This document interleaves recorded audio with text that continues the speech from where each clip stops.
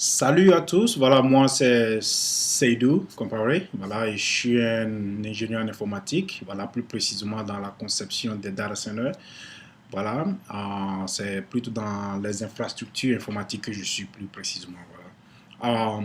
Aussi du networking, des serveurs, voilà, un peu de tout dans les applications aussi, des intégrations des applications en elles-mêmes, voilà, la sécurité aussi surtout, voilà, qui je suis, j'exerce le plus, voilà. Ceci dit, voilà, j'aime bien faire des petites vidéos pour partager mes connaissances, ce que je sais, voilà, je suis pas un expert en la chose, voilà, mais il n'y a pas vraiment grand-chose de sorcier dans la chose, voilà, il faut juste vouloir s'y mettre et s'y donner, et puis voilà, je crois que la volonté, et puis voilà, le tout viendra après, voilà, le désir, et puis voilà. Alors, j'ai toujours voulu dire que accepter de penser, voilà, n'acceptez pas tout, voilà, c'est bien vrai que je partage des idées ici, mais ça ne veut pas dire que c'est véridique, et ceci dit aussi, je voulais surtout remercier, voilà, les parents, voilà, je l'ai dit, qui sont déjà devanture des choses, voilà, j'allais dire saluer des gens comme Jean-Philippe Omotunde, voilà, et puis j'allais plutôt dire Monsieur Dumbi Fakoli, voilà, et puis j'allais aussi dire euh, euh, Keba, voilà, Semi Keba, qui est vraiment des gens que j'aime beaucoup regarder leurs vidéos. J'aime bien les pensées, les manières de faire et ce qu'ils sont en train de faire pour le moment. J'aime quand même bien. Voilà, ils ont pas mal de bonnes informations qu'ils partagent quand même, voilà, qui sont très intéressantes à écouter et puis voilà, et à comprendre. Voilà. Ceci dit, aujourd'hui, je voulais faire juste une démonstration et cette démonstration va concerner deux ordinateurs. Voilà, c'est la base exactement, j'allais plutôt dire, de deux ordinateurs qui communiquent entre eux-mêmes, voilà, et elles ont besoin de switch, voilà, et des switches que je vais utiliser qui vont s'interconnecter avec aussi bien sûr des ordinateurs. Avant de commencer, voilà, j'aimerais bien vous présenter quelques appareils ici que j'ai avec moi. Je crois que dans mes vidéos passées, j'ai fait des petites présentation. Et voilà, je crois que vous vous rappelez, je vous ai montré ce câble-là, voilà, que vous devez connaître parce que c'est quelque chose que, avec l'arrivée du Wi-Fi, on voit beaucoup disparaître. Mais si tu es dans le data center, tu vas beaucoup vraiment travailler avec ces câbles-là. Aussi, et puis avec les fibres, voilà. J'ai pas vraiment de fibres aujourd'hui ici, mais bon, j'espère bien vous montrer des fibres bientôt. Voilà, donc voilà, ça, c'est un câble, voilà. Peut-être elle a dit peut-être 4 feet, voilà, un truc comme ça. Et pratiquement ça, c'est avec des Ethernet, ça c'est un câble Ethernet, voilà. C'est ce que je vous disais avant, il y a 8 câbles là-dedans qui permet de connecter à un switch. Et ici, j'ai un switch, voilà. Ça c'est un Netgear qui est là, voilà, si vous voyez tous, Netgear. Voilà, un très bon switch, voilà, qui est vraiment hyper sophistiqué, et très bon, de bonne qualité aussi, que j'utilise beaucoup dans mes activités de tous les jours. Voilà. Et ça part directement dans mon data center, voilà, qui est vraiment très efficace. Et comme je le disais, ce switch, pratiquement, voilà, vous prenez le câble là, et puis voilà, pouf, vous connectez comme si c'était juste un ordinateur. Voilà, et puis voilà, vous commencez à faire les choses. Voilà, plus précisément, vous voyez surtout, ils vous mettent de Ethernet port ici. Ça vous permet de vous, voilà, de connecter une clé USB là-dedans. Et pratiquement, vous pouvez déjà passer des informations, genre, par exemple, si vous devez déjà faire la maintenance du système d'exploitation, voilà, automatiquement, vous pouvez déjà mettre un nouveau système d'exploitation sans problème, sans vraiment utiliser, j'ai plutôt dit les TFTP, voilà, qui est un software qui vous permet de faire des transferts des informations qui est vraiment lent, voilà. Mais avec le USB, c'est très rapide et voilà, c'est pratique. Pratiquement aussi, ici, je voulais vous présenter ici ce que j'allais dire où vous allez utiliser les Fiber Channel. Ok? Quand je dis Fiber Channel ici, en fait, ça, ce que vous voyez ici, pratiquement, ce sont des ports. Voilà. Ça, ce sont des ports. Et ces ports-là ici, vous avez ce que j'appelle voilà, un module. Ok? C'est juste une connexion que vous pouvez insérer ce qu'on appelle un NSFP. Voilà, NSFP, c'est Single Form Pluggable Factor, Form Factor. Voilà, vous le connectez et puis ça vous permet de mettre une fibre. Voilà, câble optique là-dedans. Et voilà, j'en ai jusqu'à 4 que je peux aller, et ça c'est vraiment hyper génial parce que je peux avoir jusqu'à voilà 40 gigas et plus quoi, ça dépend de la capacité du SFP que vous aurez, voilà. Et c'est très génial, voilà. Ça c'est l'un des premiers switches que je voulais vous présenter. Alors, ceci dit, j'ai un autre switch ici, mais qui est plutôt Cisco, voilà. Ce que je vous ai présenté là, l'autre, il n'y avait pas vraiment de choses. Ça, vous pouvez juste connecter un téléphone ou bien, voilà, comme on le dit, et ça marche. Aussi, genre, comme on l'appelle, de voice over IP. Voilà. Ça, c'est un Cisco. Voilà, plus précisément, pour être plus exact. Mais ne vous trompez pas, ça, c'est vraiment pas un switch. Malgré même que c'est vraiment grand. Voilà, ça, j'allais plutôt appeler un line car ça, c'est un 6800. On appelle ça un enfant. Voilà, c'est l'enfant d'un autre switch. Voilà, la mère est carrément dans le data center en tant que tel. Et ça, c'est juste entre des immeubles, voilà, qui permettent de communiquer avec la mère pour avoir toutes les informations nécessaires pour pouvoir fonctionner. Donc, ça, c'est un monstre, voilà, et c'est vraiment hyper génial et je l'utilise et je l'adore, voilà. Ça me permet de faire beaucoup plus d'activités et sans vraiment me fatiguer parce que voilà, je ne fais que faire des maintenances là-dessus aussi. Tu peux faire des configurations et tant d'autres choses aussi.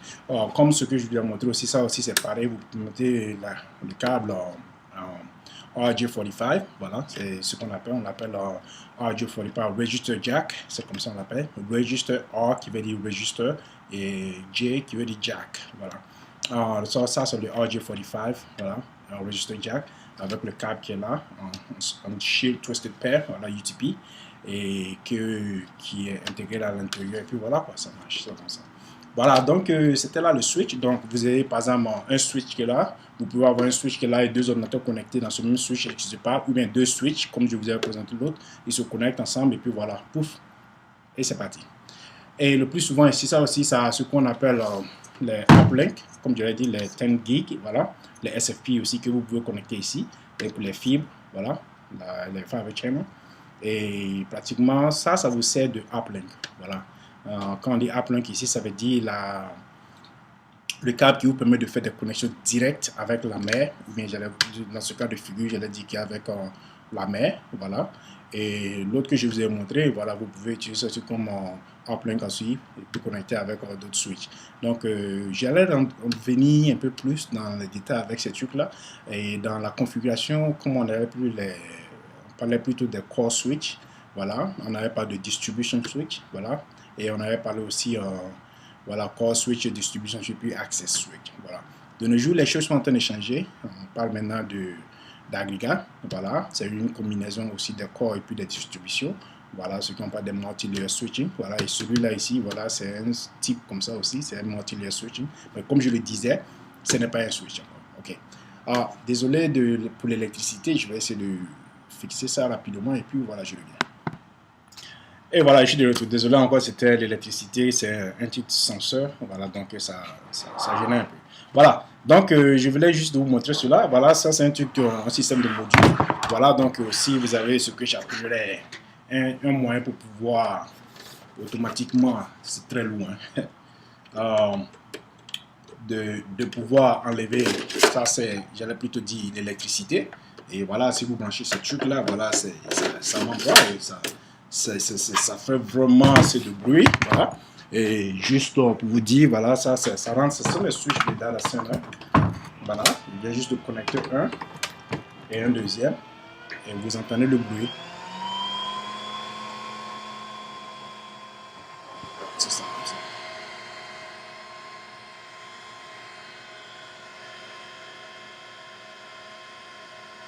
Ça va commencer à télécharger, voilà, ça va prendre, mettre tout ce qu'il faut, voilà, par étape.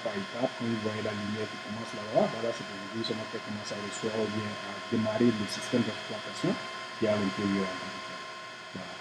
Voilà. Ceci dit, voilà, je voulais juste vous présenter cela comme état physique de la chose en tant que tel. Bon, bref. Et de ce cas de figure, maintenant, j'allais continuer ma démonstration d'aujourd'hui avec maintenant le test dont nous venions de parler. Voilà. Et aujourd'hui, comme je disais, j'allais plutôt mettre l'accent sur une démonstration très simple. Et je crois bien que ils sont prêts à commencer. Donc, allons-y dessus. Donc, comme vous voyez ici, j'ai deux switches et puis un ordinateur, deux autres ordinateurs là qui sont là. Donc, ce que je vais faire tout simplement, c'est permettre à ces deux ordinateurs là de communiquer sans problème. D'ailleurs, voilà, je voulais faire une petite démonstration encore avant de continuer. Quand vous achetez deux switches ou bien un switch, voilà, il suffit seulement de prendre le switch, mettre les ordinateurs et ça connecte, boum, boum, et c'est parti. Ça va commencer à communiquer sans problème, sans que vous n'ayez à faire grand chose. Mais est-ce que vous êtes sécurisé? Non. Et nous, côté Data Center, quand nous parlons de sécurité, c'est très important parce que nous ne voulons pas laisser accès à qui que ce soit d'avoir accès à nos switches et commencer à changer des changements et à dérouter les choses et pouvoir vraiment avoir accès à des informations très, très, très cruciales. Voilà, nous devons vraiment exactement protéger toutes ces informations parce qu'elles sont très, très importantes pour nous, aussi bien qu'ingénieurs que pour l'utilisateur en question. Voilà. Donc, dans ce cas de figure, c'est très, très important de faire tous les changements et de faire les modifications nécessaires afin que ce switch-là s'adapte à vos environnements et à vos conditions. C'est très important. Voilà. Mais aujourd'hui, on va faire quelque chose de très, très simple. On ne va pas faire quelque chose de très compliqué. Voilà. Et aujourd'hui, j'allais essayer de voir comment nous pouvons commencer cela. Pour faire cela, voilà. Les deux switches, d'abord, on parle du layer 2. Du layer 2, ok? Du layer 2, pas plus que ça. On ne parle pas du layer 3 ici. Le layer 3, c'est le IP. Rappelez-vous de mes vidéos, d'une des vidéos que j'ai faites. On parle du layer 2, pas plus que ça. Donc, j'allais faire show ici, voilà. Et je vais essayer de voir ce qu'il y a. Donc, sur ce ordinateur 3, j'ai un IP qui est 10.10.1.1 et puis avec un subnet mail de 24. En préfixe 24. Il n'y a pas de gateway, ça veut dire qu'elle n'a pas besoin de demander une permission à qui que ce soit où est-ce que je peux aller. Voilà. Ici, c'est deux ordinateurs qui ont des IP et qui sont dans un même subnet et qui vont essayer de communiquer sans passer par ce qu'on appelle un gateway. Voilà. Et ce qui, voilà, par la grande porte, si vous voulez l'appeler ainsi. Voilà. Et beaucoup de termes seront en anglais ici, donc désolé quoi. Voilà. Et ici, l'autre a 10.10.1.2. Voilà. Comme vous le voyez, pareil. Donc le subnet, ça marche. Donc ça veut dire qu'ils n'auront pas de problème à communiquer. Si je les connectais les deux en même temps, au même moment, il n'y aura même pas de problème. Ils vont commencer à parler entre eux sans problème. Mais ceci dit, nous voulons élargir le champ de communication. S'il y avait peut-être 10 ou 4 ordinateurs, en ce cas de figure, ça va être difficile de connecter deux ordinateurs à un ordinateur. Donc, on a besoin du switch pour pouvoir les connecter tous ensemble pour que tous puissent communiquer ensemble. Et c'est dans ce cas de figure qu'on allait commencer. Donc, comme je le disais, le switch est nouveau. Il n'y a rien là-dedans. Il n'y a pas de configuration. Je n'ai pas fait de modification. Je vais juste aller et commencer maintenant à essayer de voir, après avoir connecté les deux câbles. Voilà, tous les câbles sont connectés, pas de problème. Je vais voir est-ce qu'ils peuvent communiquer sans que j'ai à faire de modifications. Et nous verrons cela. On va utiliser ce qu'on appelle le ping. Le ping, c'est juste un moyen, un protocole qui te permet de dire allô, comment ça va? Et toi aussi, tu réponds oui, allô, ça va très bien, merci. Et c'est tout. Donc, je fais le ping, j'ai dit, tu vas pinker 10. Vas-y et dis à 10.1.2 comment ça va. On verra voir s'il pourra répondre. Voilà, boum. Et comme vous le voyez déjà, 10.1 répond exactement comme. Voilà, il répond, c'est pourquoi on te dit que 84 bytes from, ça veut dire venant de 10.10.1, quel que ce soit. Toi, tu as envoyé, tu as demandé et il t'a parlé. Et je vais faire la même chose, mais je vais continuer seulement à ce que les deux continuent de communiquer sans problème. Voilà. Et je fais la même chose ici. Je vais juste aller ici aussi. Je vais dire vas-y et par là 10.10.1.1. Vas-y et dis allô. Et je vais continuer à communiquer. Voilà. Et voilà. Et nous voyons ici que les deux peuvent se communiquer sans problème. Voilà. Mais ce qu'il y a ici, c'est que de cette façon-là, il n'y a même pas de problème. Mais est-ce que nous aimons cette méthode? Nous, moi, en tant qu'ingénieur en informatique, j'allais dire networking, j'allais dire non. Parce qu'il faut que ça soit sécurisé. Il faut que ça soit de sorte que les gens ne savent pas comment ça fonctionne. Parce que c'est mon environnement. C'est comme voilà, une maison où des ordinateurs sont connectés. Mais vous n'avez pas fait vraiment des changements. Donc, ça veut dire que quelqu'un qui est un autre ingénieur peut venir d'ailleurs et se poser la question, bon, comme il a un switch, voilà, automatiquement, je me dis qu'il n'a pas fait de changement, donc il a juste mis ça comme ça. Donc, je sais ce qu'il y a comme information BABA, boum, je prends. Par exemple, je sais que l'interface auquel tu es connecté, c'est le VLAN1, qui veut dire qu'automatiquement, tu es dans One. Donc, je vais me connecter et puis je vais essayer de travailler sur le VLAN1 pour voir si je peux t'avoir. Et c'est exactement ce que l'une des méthodes que les hackers font et facilement ils tombent. Layer 2, nous parlons de MAC address. C'est pourquoi je vais essayer de faire sortir d'autres informations ici, là. Show. On va voir si je peux voir ça. Voilà. Show ARP, très important. Show ARP. ARP, c'est très simple. ARP, c'est quoi? C'est Address Resolution Protocol. C'est très simple. Voilà, c'est une adresse qui est résolue, voilà, qui était le ARP en tant que c'est un protocole, mais qui veut dire Address Resolution Protocol, comme la définition le dit, ça veut dire qu'elle résout seulement une adresse. C'est très simple que cela. Voilà, elle prend ça et fait ce qu'on appelle un broadcast. Voilà, c'est un layer 2, donc ça existe partout. Ce qui est très important à maintenir ici, vous voyez que dans le ARP ici, j'ai quoi ici? J'ai mon MAC address qui est le 6804. Et ici, c'est la même chose, 6803. Donc, retenez ces deux-là, ok? Sont très importants. Donc, ce que je vais faire, je pars dans le switch ici. Vous voyez que j'avais commencé à faire des pings. Donc, les deux ordinateurs se sont parlé par l'intermédiaire de deux switches. Donc, je vais aller dans les deux switches ici. Je vais faire enable. Bon, avant de continuer, je vais juste faire enable là d'abord, ce que je vais vous montrer. Et puis maintenant, je vais venir sur le enable et parler des configurations de suite. Je vais faire show MAC address. Voilà. Et je dis, bon, voilà, montre-moi les MAC address. Voilà. Et je prends aussi dans ce switch là, je lui dis, OK. Je lui dis show MAC address. Comme je le disais, les MAC address sont vraiment importants. Ça, c'est le layer 2. Donc, c'est des adresses, mais du MAC. C'est des adresses, mais au niveau seulement du layer 2 qui existe. Donc, tu n'as même pas besoin de layer 3 ici. Tu n'as pas besoin de IP dans les switches, OK? Les IP sont juste dans les ordinateurs qui sont des layer 3. Pas plus que ça. Voilà. Dans ce cas de figure, on voit que j'ai IP, voilà, j'ai le MAC adresse 68.60.04. Le plus souvent, ici, tout le reste est pareil. Mais j'ai fait une vidéo aussi où j'ai parlé des Mac. Vous voyez ma vidéo, vous allez comprendre ce que je disais, où je parlais des 6 bytes et je disais que les 3 premiers bytes appartiennent à c'est comme ce qu'on appelle le oui, et les autres maintenant c'est l'adresse du vendeur. Le vendeur de l'appareil peut mettre n'importe quelle adresse elle veut avec les 3 0 bytes qui suivent. Mais voilà, il y a toujours d'autres règlements et d'autres trucs qu'il faut parler, mais je ne vais pas rentrer tout dans les détails. Bon, quand l'ordinateur 3 a parlé à l'ordinateur 4, ça veut dire que l'ordinateur 3 est passé par où je l'ai dit 0, 0 pour pouvoir, sur le switch 1 pour pouvoir arriver à l'autre. Et donc de 0, 0, 1, il est parti à 0, 0, 1 ici, et 0, 0, 1 a reçu ça ici, et a fait sortir à 0, 0, 0 ici, qui a envoyé ça à l'ordinateur 4. Donc, voyons voir ici, 6804. Est-ce que ça existe ici? Bien sûr, voilà, 6804, c'est venu d'où? C'est venu de 0, 1. Donc, ça veut dire que vous voyez que 6804 a eu la chance de communiquer avec cette interface-là qui existe sur le switch 1 qui est ici. Donc, 6804 est rentré par 0, I01. La raison pour laquelle vous ne voyez pas, je l'ai dit 6804 venu de 03, I03, c'est parce que la dernière communication qui a eu lieu s'est passée entre le switch 2 et le switch 1. C'était l'ordinateur 4 qui disait qu'il voulait aller parler à l'autre ordinateur. Et c'est pour cela que le 04, quand l'ordinateur 2 a reçu l'information disant que je veux parler à cet ordinateur-là, c'est rentré et c'est sorti de l'autre côté. Et aussi, l'ordinateur 1 a fait sortir l'information à partir de 0, I01. Voilà. Donc, je vais revenir peut-être faire une autre vidéo encore sur ça en tant que tel pour mieux débattre là-dessus parce que c'est une autre vidéo qui prend vraiment plus de temps. Et on va mieux parler de cela. Mais c'est juste pour vous dire que l'ordinateur ou bien le switch a automatiquement enregistré le IP, voilà, de l'ordinateur 03 qui est ici, parfaitement.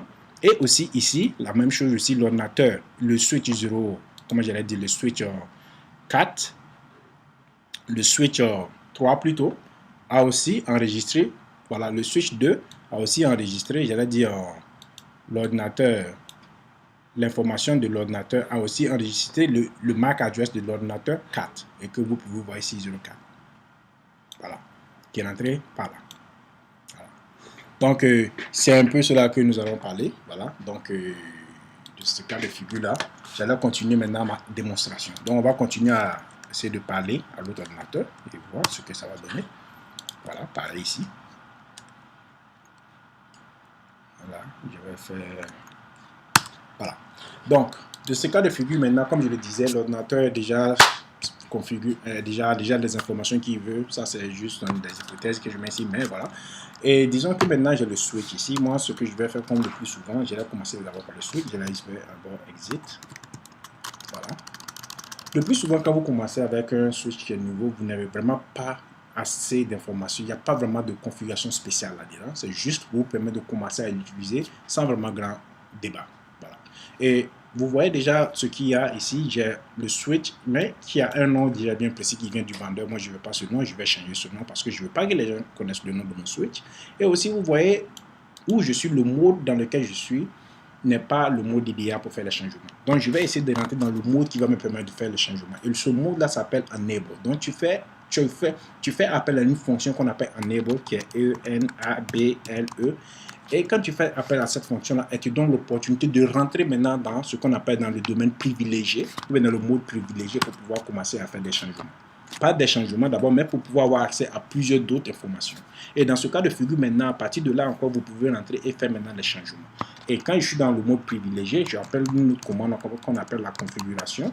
Je dis configure et il me dit OK. Et il me demande, tu veux vraiment aller dans la configuration terminale à partir du terminal? Je dis oui et j'appuie Enter. Et maintenant, je suis dans ce qu'on appelle basique et faire les changements.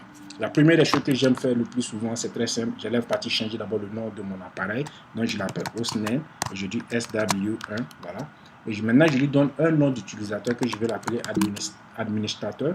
Et on me dit, bon, administrateur, mais je ne vais pas appeler l'administrateur d'abord. Il faut que je dise username. Voilà. Je vais dire user et username. Il va me dire quel utilisateur, comment tu veux appeler ton utilisateur. Je l'appelle admin. Voilà. Et il dit que voilà. Et après admin, on me demande qu'est-ce que tu veux faire d'autre. Bon, sachez déjà même que si vous ne savez pas quoi faire, pour appeler, quelle fonction appeler après, il suffit seulement de faire la question mark, j'allais dire le point d'interrogation, pour pouvoir voir les options qui vous sont présentées. Et voilà, ça aide beaucoup. Et dans ce cas de figure, quand j'ai mis l'utilisateur, on m'a demandé qu'est-ce que tu veux faire d'autre. Bon, moi, dans ce cas de figure, je veux juste faire, j'allais dire, un mot de passe maintenant pour l'associer à cela. Donc, je fais seulement juste cela. Je fais un password.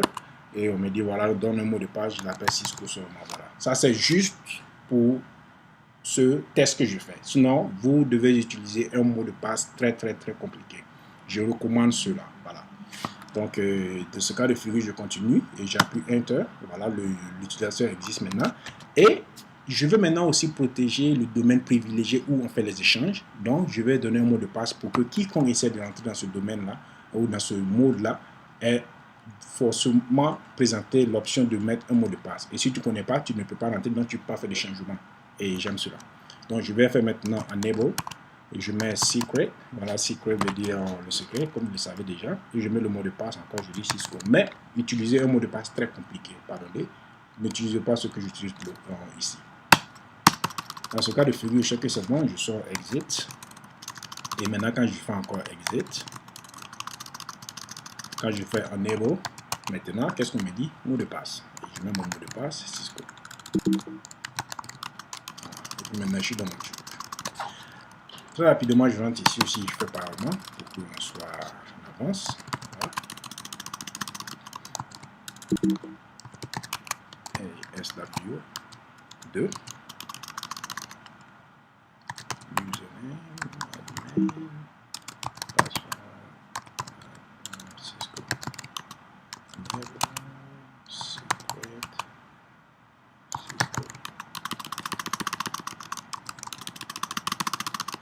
Et maintenant, je vais essayer de voir exactement quel genre d'interface j'ai ici. Et je vais faire Show Interface Summary. Très rapidement, donc je sais que ceux-là sont mes interfaces. Déjà, on peut faire des informations. Ça veut dire la quantité d'informations qui étaient déjà partagées entre mes ordinateurs ici, que vous voyez déjà. Voilà, c'est très intéressant, j'aime ça. Show Interface Summary. Et très rapidement, je sais exactement quelles sont la quantité d'informations, ou bien j'allais dire de frames qui a été passer entre les deux interfaces qui existent présentement. Bon, voilà. Une autre chose que j'aime faire aussi, c'est de voir mes VLAN. Je vais faire show VLAN ici. Et on me dit que j'ai combien de VLAN? J'ai VLAN, voilà, VLAN default c'est 1, voilà, qui existe. Un ici aussi qui existe. Voilà, ici, par exemple, je vais faire show VLAN Oh, et voilà aussi, j'ai la même chose ici, VLAN 1. J'ai VLAN aussi 10 et VLAN 226 qui existent, donc je vais utiliser ces deux-là. Donc, ce que je vais faire très rapidement ici, je vais juste essayer de faire de sorte que les trucs soient vraiment sécurisés. Voilà. Mais avant cela, j'aimerais juste voir d'abord quel est le lien qui existe entre ces deux ordinateurs-là, entre ces deux switches-là.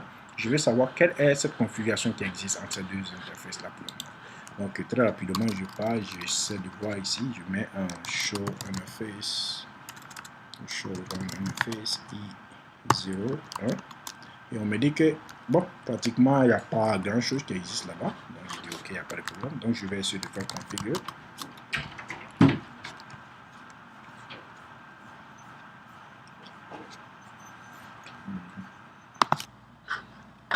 Voilà, désolé encore, voilà, j'ai été interrompu rapidement là, mais voilà, je suis de retour. Et donc, ceci dit, voilà, comme je le disais, j'allais maintenant essayer de rentrer dans une configuration bien précise là pour voir d'autres informations très rapidement ici. Et ces informations que je veux voir ici très rapidement, je veux voir quelle est la configuration entre cette interface là et cette interface là qui sont très importantes. Vous allez vous rendre compte que voilà, les communications vont commencer à stopper parce que si je brise cette connexion là, ça veut dire que les deux ne peuvent plus communiquer. Voilà. Donc très rapidement, je vais voir ici, je vais faire un face ISO 1 switch port, voilà, mode trunk. Voilà. Ici, on me dit que je ne peux pas faire de trunk parce que ça ne marche pas. Et je vais voir la même chose ici aussi. Voilà, configure, face. Je ne peux pas essayer de rentrer tout dans les tailles 0 et 1. Voilà, switch port, mode et trunk. Et je ne peux pas. Voilà, donc je vais faire.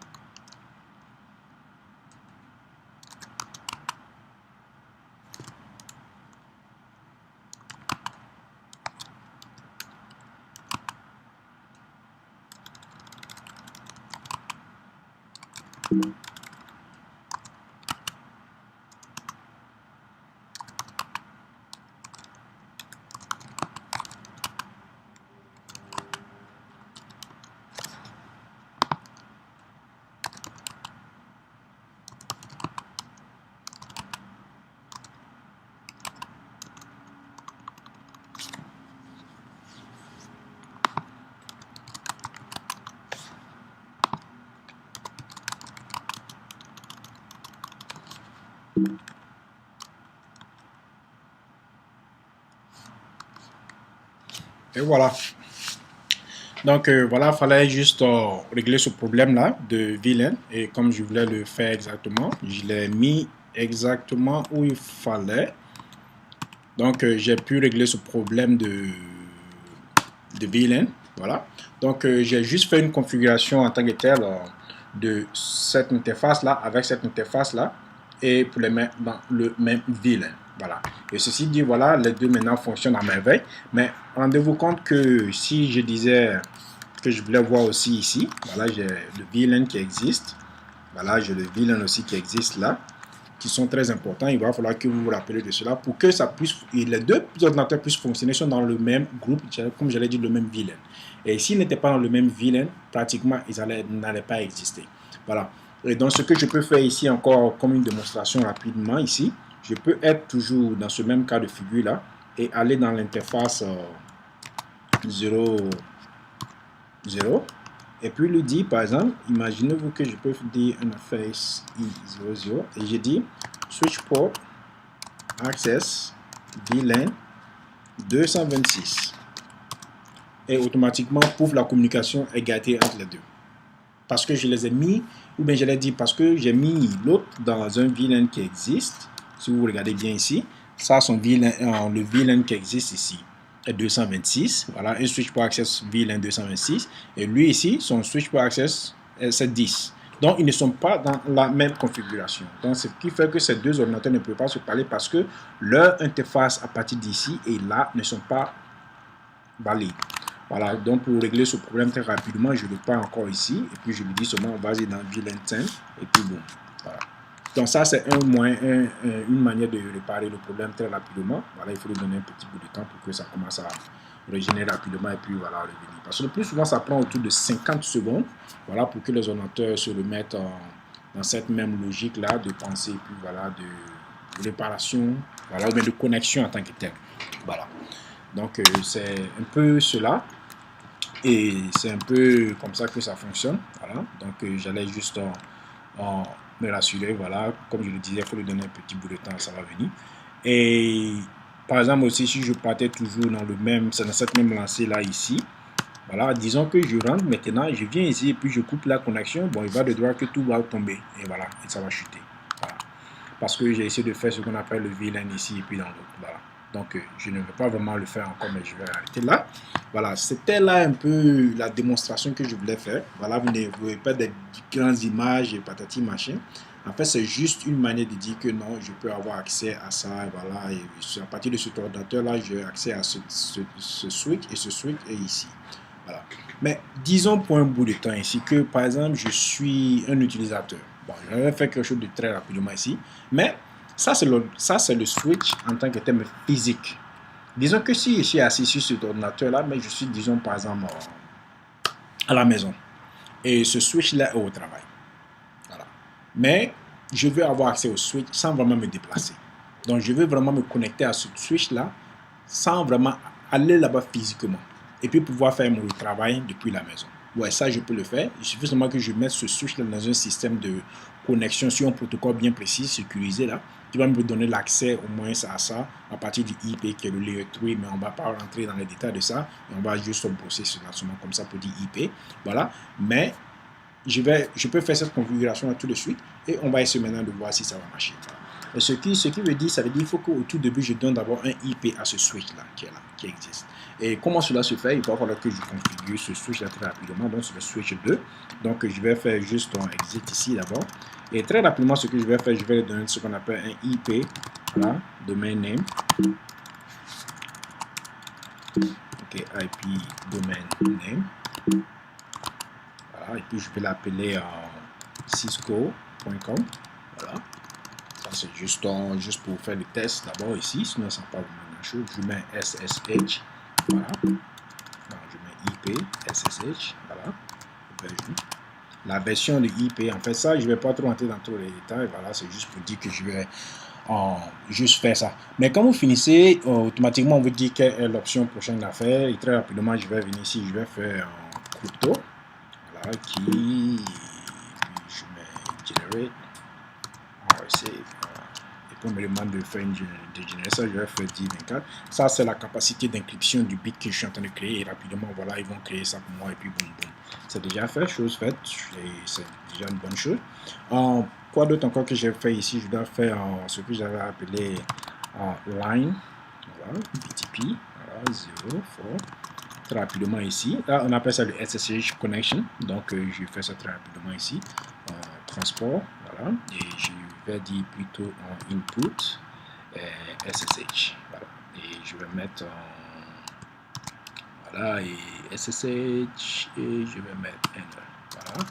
Je mets encore transport. Voilà, output SSH. Voilà. Et puis je mets en login local. Voilà. Et je sors exit.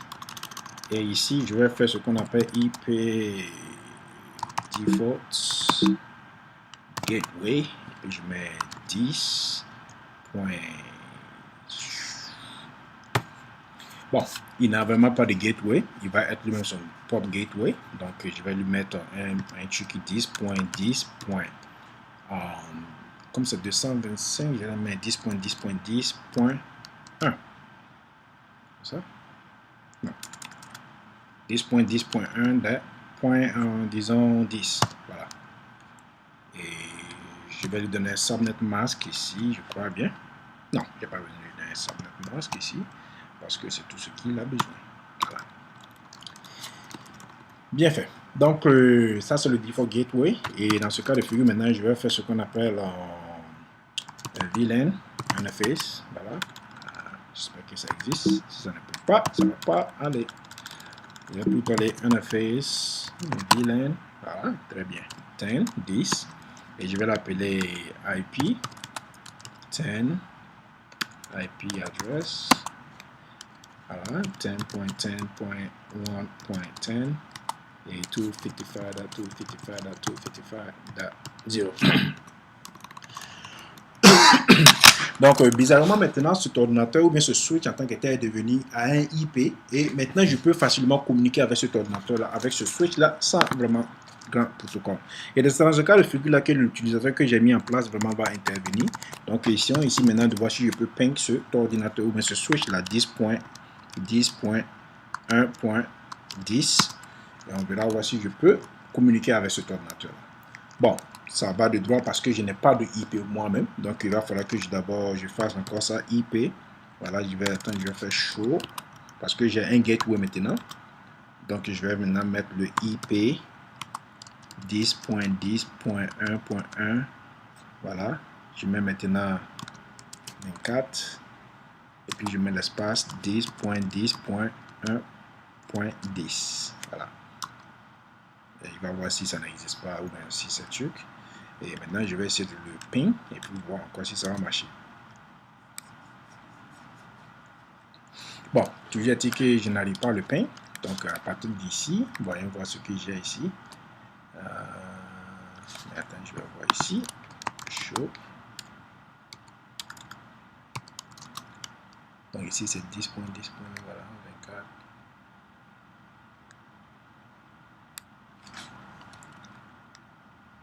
Ok, donc ici, je n'arrive pas à le ping. Ouais, donc, je n'arrive pas à le ping parce que cette interface est un VLAN 10, un interface VLAN 10 qui existe et no shot.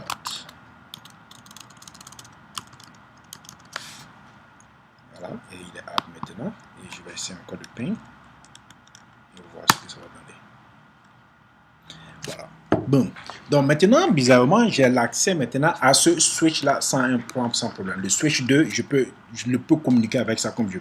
Et bizarrement, je vais essayer de utiliser ce qu'on appelle le SSH ici et puis voir si ça va marcher. Donc, je crois que j'ai SSH à quelque part ici, je crois, non? Voilà. Let me see. Laisse voir si ça existe ici. Ou bien c'est le Telnet. Je crois que c'est plutôt le Telnet qui est disponible.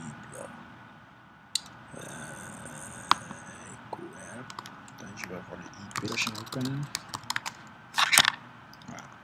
Voilà. Donc, comme toujours est-il, voilà, je voulais juste seulement m'arrêter ici pour aujourd'hui. Voilà, sinon le Telnet est déjà configuré, la configuration a été déjà mise en place. Voilà, et on a essayé de faire des tests là-dessus pour voir comment deux ordinateurs vraiment communiquent sans vraiment trop de protocole. Et c'était là très simple, voilà. Il se trouve que le Telnet ici prend quand même du temps parce que c'est une connexion qui doit s'établir et voilà. Souvent aussi ça prend très du temps parce que ce là que j'ai, tout est virtuel, voilà, et ça marche très bien, mais bon. Le Telnet prend juste un tout petit plus de temps et je ne veux pas vraiment juste prendre trop de temps là-dessus. Ceci dit, voilà, on va se retrouver la prochaine fois. Si vous avez des questions ou bien vous avez des suggestions, voilà, n'hésitez pas. Si vous avez une quelconque suggestion,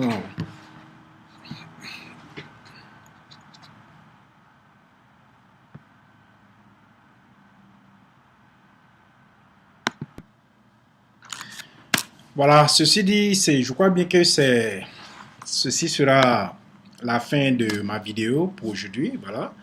J'aurais bien aimé voir le Telnet fonctionner bien, mais bon, comme je le disais, C'est un Virtual Lab, donc il y a des petites faïences là-dessus aussi. Et j'espère bien prochainement avoir peut-être un switch, comme je le disais, voilà, un truc pratiquement réel, comme celui-là. Et je crois que ceci va être encore plus intéressant si on pouvait le faire comme ça. Et j'essaierai du mieux que je peux pour avoir un des appareils comme ça. Et puis, bon, pourquoi pas faire une très bonne vidéo là-dessus aussi. Voilà, ceci dit, c'était juste tout ce que j'avais aujourd'hui. Voilà, encore, merci encore d'avoir suivi ma vidéo.